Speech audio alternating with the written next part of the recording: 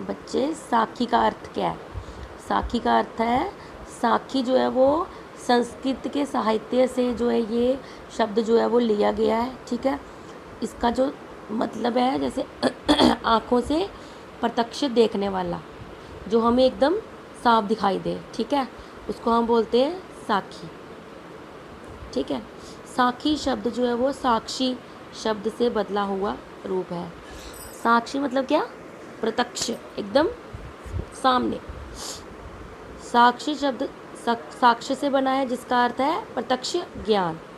ठीक है, जैसे प्रत्यक्ष ज्ञान जो है वो जो ज्ञान हमें एकदम से स्पष्ट दिखाई दे। इसलिए बच्चे मैंने लिखा है ये कि आपको समझ आ जाएगा अच्छी तरह कि साखी होता क्या है, क्या होता है साखी।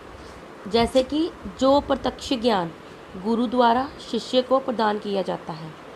ठीक है, जो प्रत्यक्ष ज्ञान एकदम सामने से जो ज्ञान, ठीक है, गुरु द्वारा जो अपने शिष्य को प्रदान किया जाता है, उसको हम क्या बोलते हैं?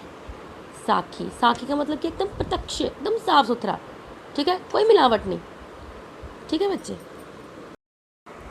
Good afternoon children. आज हमने पद्यांशों की सप्रसंग व्याख्या जो है वो करनी है। ठीक है, लेसन नंबर फर्स्ट, साखी। ठीक है, तो बच्चे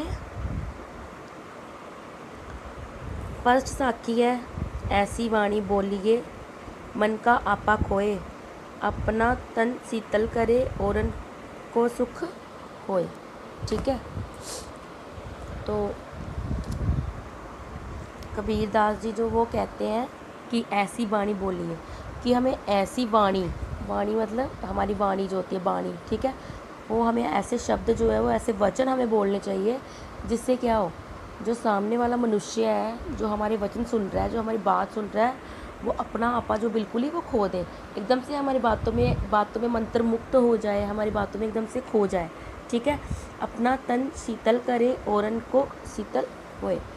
बोलते हैं कि अगर हम मीठा बोलेंगे, अगर हम किसी के साथ अच्छा बोलेंगे, अगर हम किसी के साथ मधुर बोलेंगे, तो क्या होगा, हम खुद तो, शीतल का मतलब होता है ठंडा होना, सुख का आनंद होना। ठीक है, सुख होना, आनंद होना।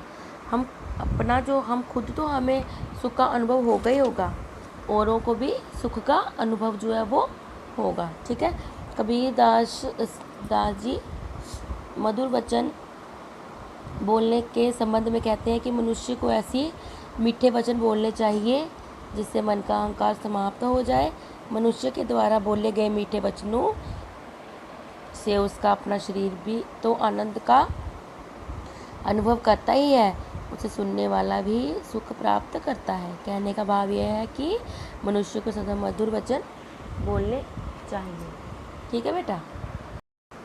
बच्चे, सेकंड हमारी जो साखी है उसमें कबीरदास जी कहते हैं, कस्तूरी कुंडली बसे मृग ढूंढे बनमाही, ऐसे घटी घटी राम हैं दुनिया देखे नाही। ठीक है बच्चे,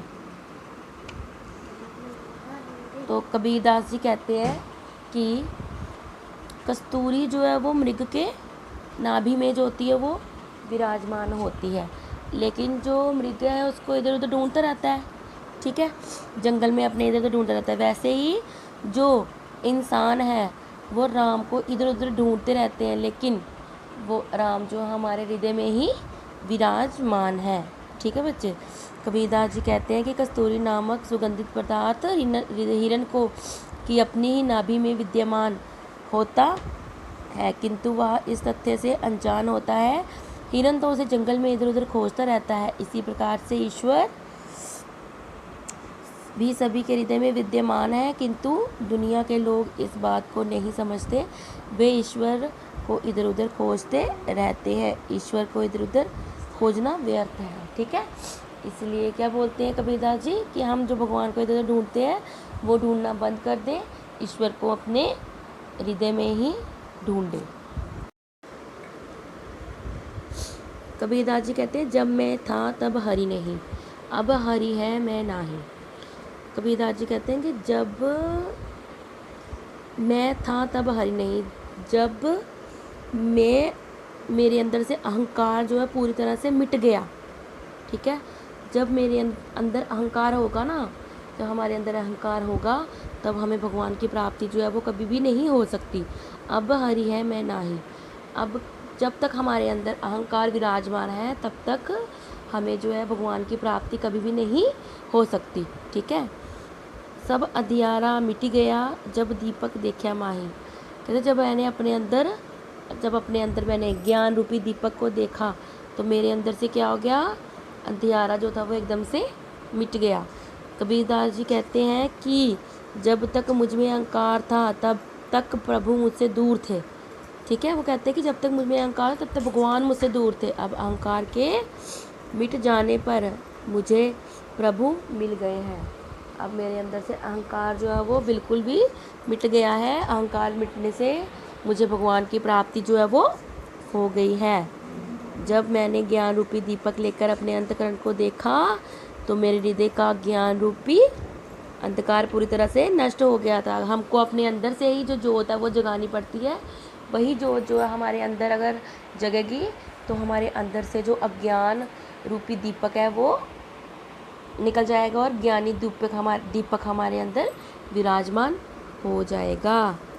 ठीक है बच्चे, कहने का तात्पर्य ये है कि अगर हम भगवान को अपने अंतर मन से देखेंगे तो तभी हमें भगवान की प्राप्ति जो है वो होगी।